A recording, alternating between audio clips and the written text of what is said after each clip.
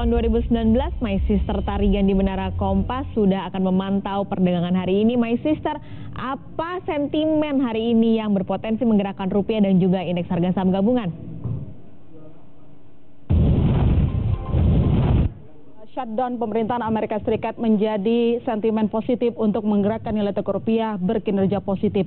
Performanya bahkan memiliki kinerja terbaik, saudara, 0,28% penguatan terhadap dolar Amerika Serikat. Hari ini rupiah juga masih mengalami penguatan, saudara. Sekarang posisinya 14.330 per dolar Amerika Serikat, menguat 86 poin. Kalau pada penutupan hari Kamis kemarin ini posisinya 14.405 per dolar Amerika Serikat. Jadi terus mengalami penguatan.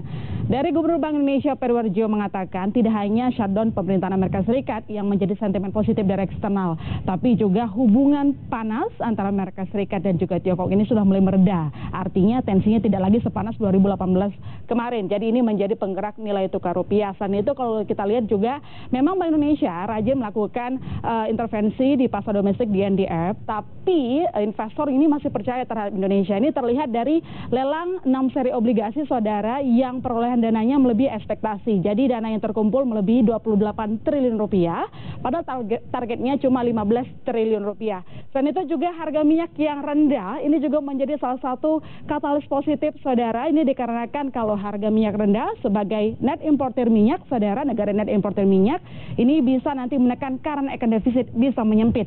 Tapi kita masih harus melihat nanti apakah benar demikian. Sama seperti nilai tukar rupiah, indeks harga saham gabungan juga memiliki kinerja yang sangat baik, bahkan lebih baik dibandingkan nilai tukar rupiah.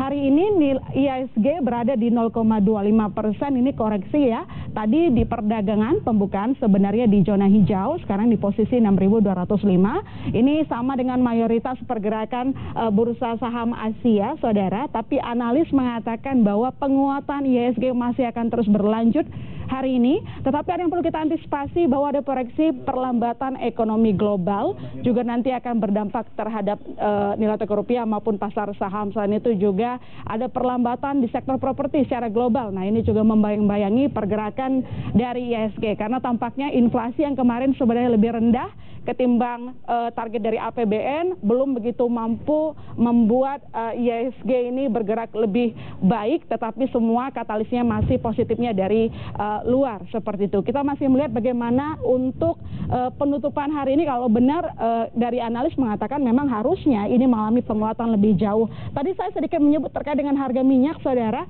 Harga minyak kalau kita lihat di sini memang terus mengalami harga yang rendah ya, 47 dolar Amerika Serikat per barel atau terkoreksi 0,19%. Ini dia yang tadi saya maksud.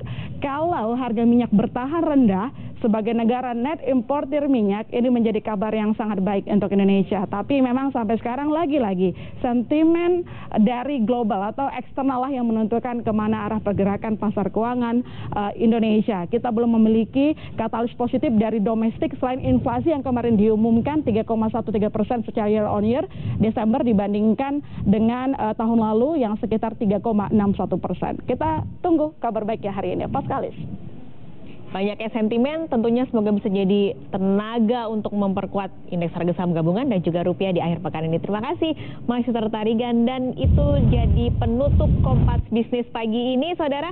Saya Paskalis Siswari undur diri. Selamat berakhir pekan.